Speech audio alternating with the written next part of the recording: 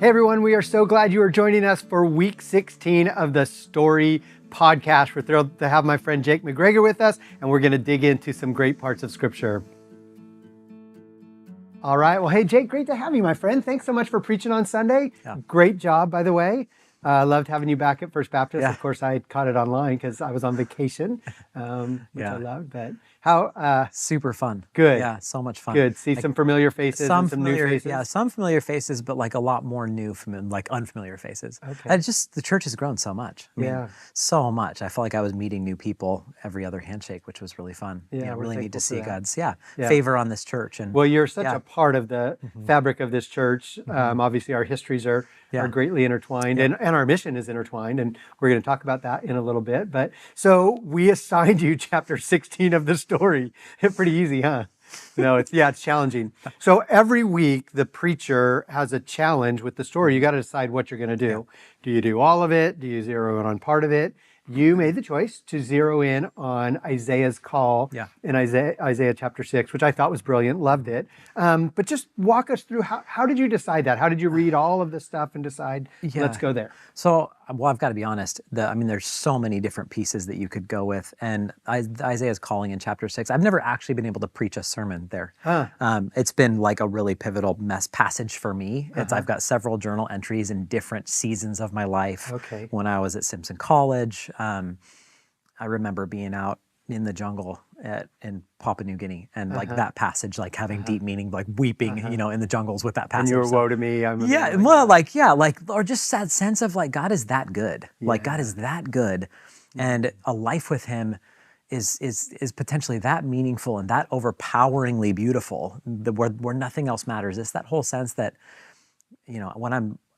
I feel like when I'm doing really well, I have a sense that nothing else matters in this world but Jesus and his calling. And then everything starts to fall in place. It's that seek his kingdom first. And so the opportunity to preach there was really, really fun. So I was going through, I'm like, oh, Pool of Siloam, what do we do with like Hezekiah? And you've got the whole Assyrian army being wiped out by, God. And you're like, so there's a lot to preach from there, but I'm going, this is Isaiah 6. Slots right in. So yeah. And maybe, even what you said there is true. And I think you kind of hinted at this in your message is when those things are right, then the other stuff kind of falls into place. And so that's a question I have for you. So what advice do you have for the person? You said this, and this is You're going to quote me? I am. Well, you put it in your notes. Okay. And it's a super Jake thing to say, which is awesome. You talked about the unpredictable, radical, infinitely astonishing reality of God, which is really what you were just describing. Yeah. My question is for the person who hears that and they're like, oh, I want that, but I've never really experienced that. Or what do you say to the person who maybe or theologically knows that, but never his heart experienced? How does a person begin to have that experience? Yeah, it's a hard question, but in some ways it's not. It is and it's not. I think recognizing that is in fact true, that at the end of the day, if we allow him to, God can be everything for us and he can do everything for us. And actually we can do nothing for ourselves, right? Just recognizing that and then being willing to press into it. And so like just knowing that about God, knowing that about his presence, knowing about just how big and awesome and magnificent and beautiful he is, like why not spend a little more time with him each day? Why not make just a small commitment of, hey, I don't read my Bible daily, I'm going to read it daily, you know? Or I've been listening to these podcasts, I'm going to set that aside and I'm just going to actually read the scriptures daily. I realize that sounds a little trite, but like you can't get too far into God. You just can't. It's like impossible. So to do a little bit more, just to press in just a little bit more, or find a place to serve that's maybe outside of your comfort zone. First Baptist has myriad opportunities. So I'm just going to try something new, right? Something new. I think something different. new sometimes is because we can become such creatures of routine and God is in the routine, but you can also really miss God in the rut. So it's saying to God, I believe that you are the one, right? You're awesome, you're magnificent, you're beautiful, you're worth my time. And so I'm going to invest a little bit more, just a little bit more. So It's kind of just a follow-up question to that is, so Isaiah has this awesome experience that we believe is real. I saw the Lord high and lifted up, the train of the robe, filled the temple with glory. So you're like, well, it's easy for Isaiah. Totally. How do I do I increase my vision of the greatness of God? We were kind of answering that, Yeah. but maybe just let me reframe it for you personally. What's helped you? You even mentioned some experiences that you've had. How do you see the Lord high and lifted up and full of his glory? You know what I mean? If you can't have that actual vision. Yeah. I think it's being curious. I think it's being curious about what God's doing in every place. Like, I mean, God is in literally every interaction, right? He's around every corner. It's an old famous preacher that used to say everything is spiritual and loaded with significance. Everything is spiritual and loaded with significance. Wow. And so it's, what is God doing here in the Target parking lot? You know, it's like having radar to kind of scan your life as it is and recognize God's in all of it. You're just not seeing it. You know what I mean? So what I love about the passage is Isaiah goes into the temple, and there's some sense that if he was a priest, he's been there hundreds, thousands of times before doing those exact same motions. So he's going through the same motions, and yet God meets him in the exact same place that he's been. And it's like, you know, oh, here he is, you know, and he's been here in some ways all along, and yet he has something new for me in this experience. So this is an unanswerable question, and not to put you in a hard spot, but so was that a unique experience, or was God always present like that and Isaiah's eyes were just opened up? Because that's really what you're saying, is open up your eyes to see God. It's not that God's gone missing. No. God's everywhere, but we're not seeing it. Well, and there's a special experience that Isaiah's having there where like the enemy's knocking at the gates, right? So he is definitely in a place in that moment where if you read, again, the first 5 chapters, he's super aware that the world's falling apart. That, I mean, so he walks into the same temple going through the same motions, but with a new sense of need and longing in his heart. And it's one that God meets that longing in that moment in some ways. So, yeah. But I think that that's super available to us too, because it's easy to wring your hands and say the world's falling apart, whether it's global or national or just your own life. But when you have that sense, so then where do you go? Then make to that the temple connection. to seek the Lord. Make that connection between the two. I mean, how many of us are walking through our lives on a day-to-day basis, frustrated, gripping about something? You know, it's an interaction that I had with a coworker. It's family dynamics that are falling apart. It's whatever it is, and we tend to. I mean, for me, I can walk through life frustrated, cranky, angry, and never making a connection that I actually need God in this moment. You know what I mean? And so, you know, just being willing to kind of make that connection, like things are brutal right now, and God, I actually need you. I need you. You know, so. I'm not happy with you right now because this is actually super helpful to me in this moment. So we're filming this on Tuesday afternoon. Tuesday mornings at First Baptist Church are maybe the most businessy. We do staff meeting, we plan we do and I probably went through that morning planning God's work without really seeing God in it. You sent me a message of the stuff you were doing today, and you were out doing fun stuff. You were, you were at Liberty High School, which is one of the great places that 180 is involved. Then you were over at the new Central Street property. So in other words, we both had a lot of busyness already in our day. We can see God in that, or we can miss God in that. Absolutely. It's so much better to see God in that. But you have to be looking for him, you know, and so it does take some intentionality on our part. And that's where practices can be so helpful. I mean, waking up in the morning, my wife, she has, it's an annoying routine, but it's every single day. Give it to She's me. up before me with her cup of coffee. By the way, nobody just heard that you called Allie annoying, right? Well, she's annoying because she's so spiritual. I think Allie's awesome. It's like I wake up and here she is again, and I should be doing that too. She's got her little tray with the French press in her coffee. Okay. She's got her dog, which is a little Chihuahua, tiny little It's an odd part of the 3-pound routine, Chihuahua, sitting with her. And she's got her Bible open, and she's usually got a Bible study that she's going through, and she's filling her journal with pages. And it's 15 minutes, maybe 20 minutes. And I realize this is going to sound like, oh, you should journal more. You should. Because Allie then goes into her day aware, looking for, her radar's turned on. Where is God at? Surely God is in this place, and I just didn't know it, right? So, That's a good word. That's great. So that's how you chose Isaiah. You saw that, and it's just a connection for me, and I'm like, oh, sweet, I'm going to preach about that. So, really good. Yeah. So he has this encounter with God, and you related it to he experienced both the holiness of God and the mission of God. And we tend to maybe focus on one or the other of those things. Talk to me a little bit about how those two things tie together, because you by your nature, you're on mission. You lead a mission organization. But how do you tie the holiness of God? Woe to me, I'm a man of unclean lips. With the mission of God, here I am, send me. Yeah, yeah. It's so weird because we don't necessarily naturally tie those things together. It's like, I'm going to go through a process where I'm going to repent, I'm going to be saved, I'm going to start diving into the Word, I'm going to be discipled, I'm going to go to church and long worship. journey, and then maybe once I'm ready, then I'm going to go on mission, right? But with Isaiah, it's one after the other, right? And you see this throughout the scriptures where Peter has this encounter with Jesus in the boat, right? And Jesus, some things happen, and suddenly Peter realizes who he's with. I'm with the Lord. Yeah. And it's the same type of thing, like, go away from me, Lord, I'm a sinful man. Yeah. And then it's not a chapter before he's being sent out, right? And demons are falling from the sky. You know what I mean? So I feel like we tend to separate these things out where they don't necessarily need to be. Yeah. Upon receiving the reality of God into your life, recognizing just who he is and what he's done in you. Yeah. And that's where the holiness piece is just so important. Like, you've got to recognize that you are broken. We've got to recognize that we are broken. We need him. Yeah. But once he comes in and redeems and heals us, what else do we have but to then offer that to other people? Yeah. It's like, if we stop the train right there, we're short-circuiting the process. Right. A recognition of God's grace, an acceptance of his mercy, his atoning sacrifice, right, needs to necessarily lead to us bringing that to other people in whatever way that we possibly can. So, because he's done it for us. So, I don't know if that answers the question. No, that really answers it. And I think that's super great.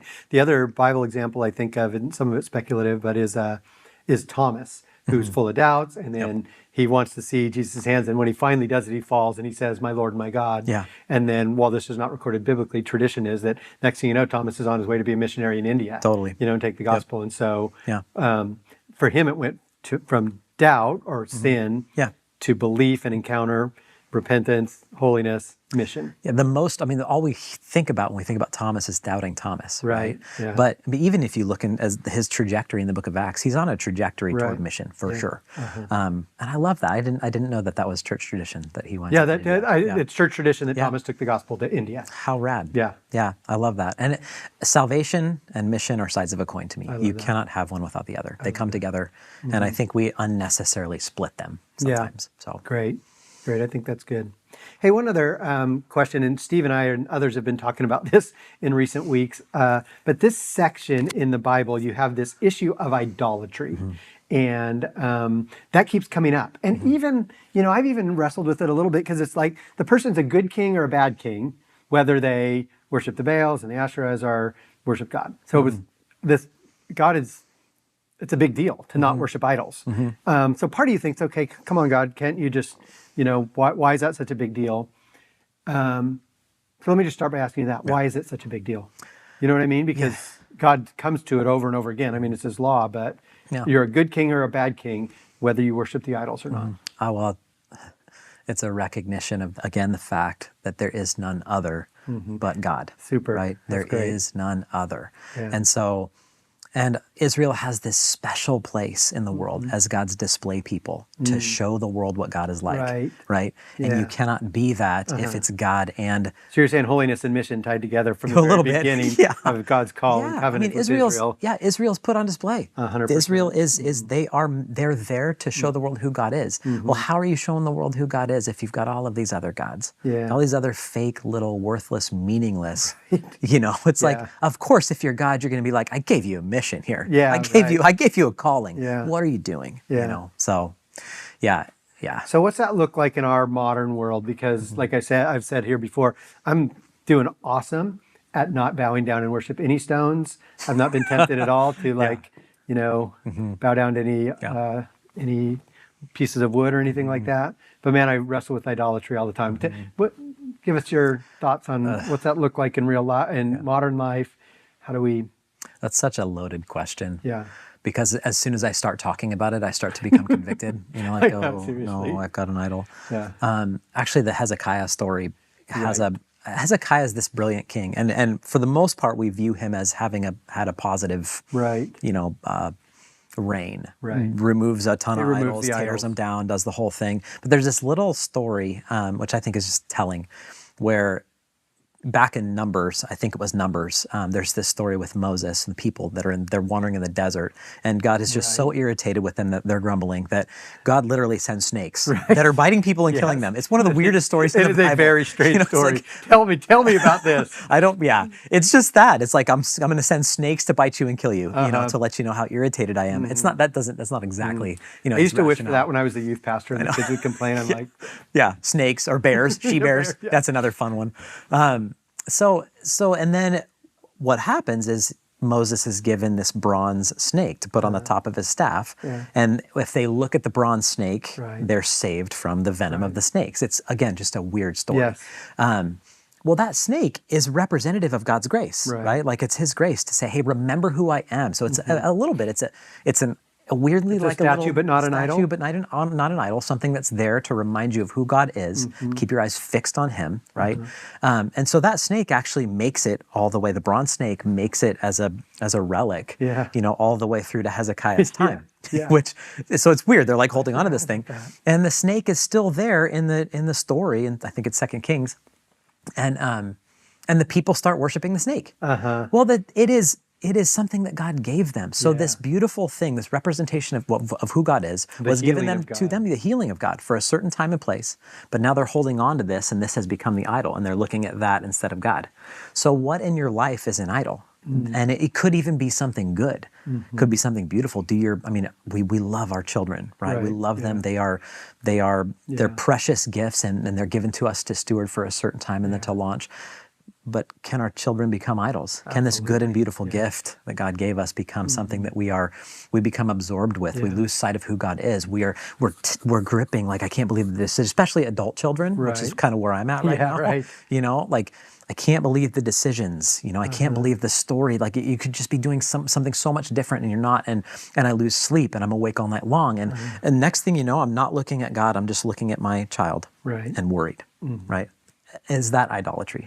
I think it kind of is, in a strange way. Sure it is. So, maybe you probe a little deeper into that, especially with your kids, is maybe there's a sense of identity that we get. And so suddenly, you're obviously you're worried sincerely about your kid, but also it's like, my identity, my security, my value gets wrapped up in these things when our security, value, identity is supposed to come from God. Anything that you're gaining identity from, that's not God, is an idol. At the end of the day, your job, your strengths finder, we talked about that on Sunday. The personality test. Everybody at 180 is like super into personality tests right now. They're all Enneagram, this and that, and sure.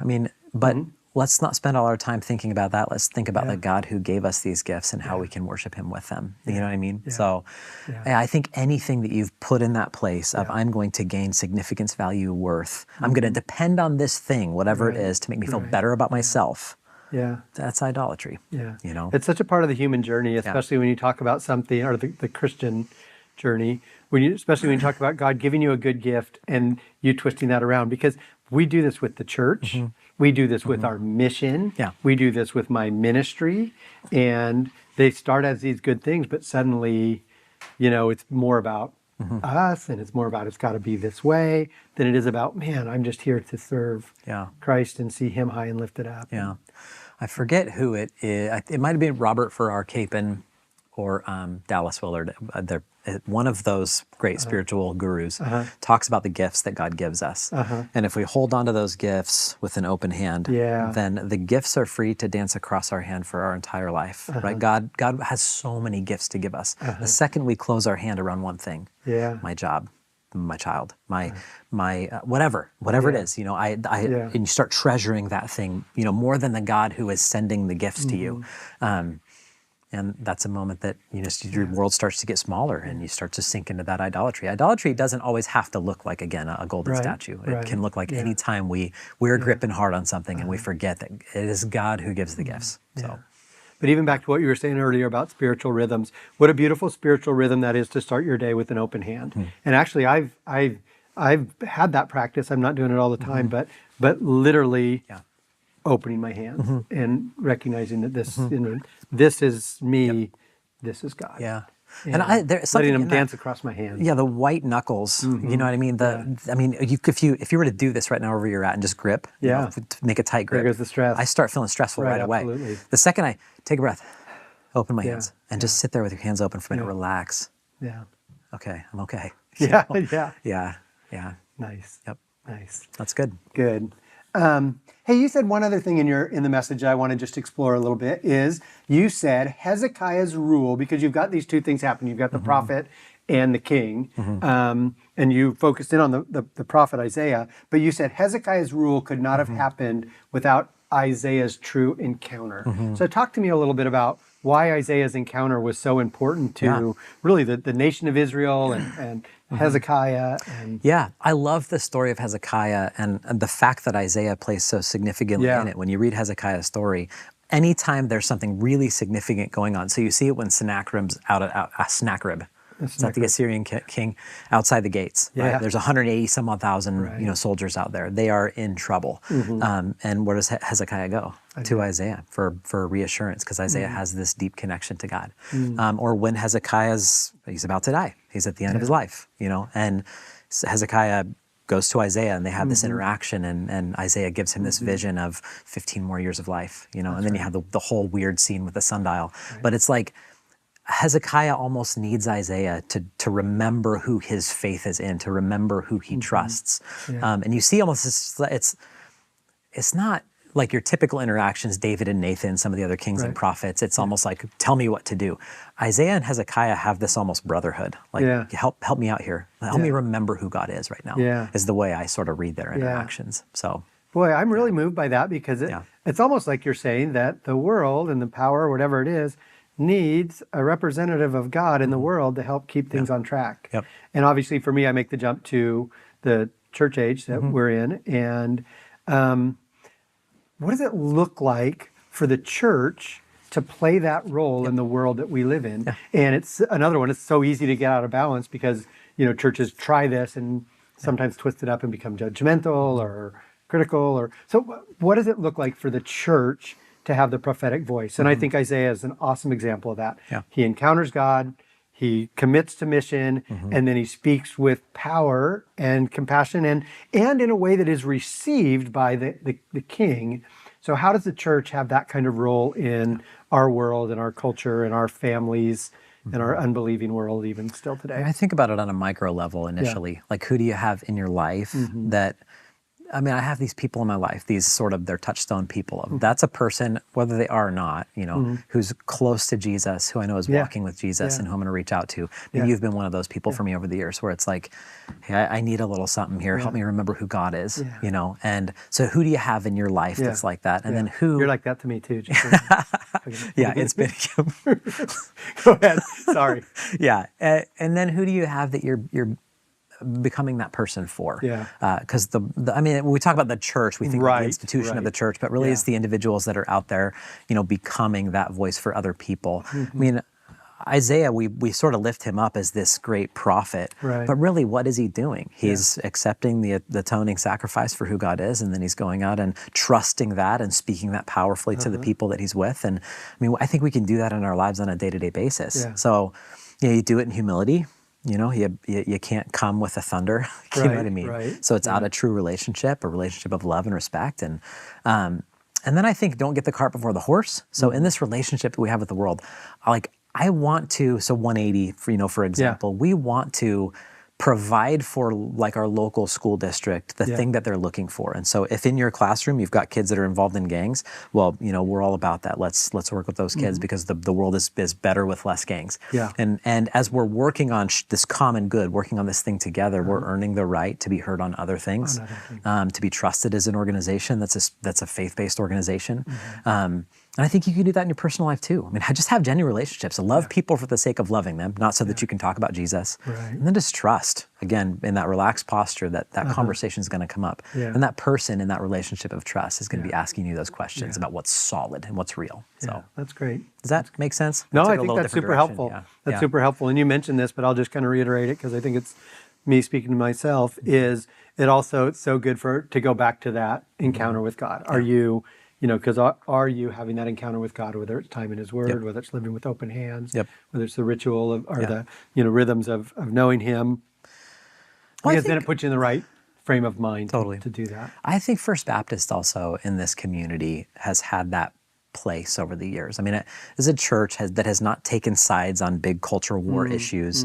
As much as we all have opinions on things, we have postured ourselves, this church has postured itself as a servant to this community. And I think because of that, I mean, you've earned the right to be heard in the city hall. We've earned the right to be heard, in local law enforcement, and we've had such beautiful interactions. 180 doesn't exist, without that favor that's been earned by just posturing yourself as a servant to this world. And so, are you serving them first? Are you loving them first? And then just trust that opportunity to speak is going to come. Yeah.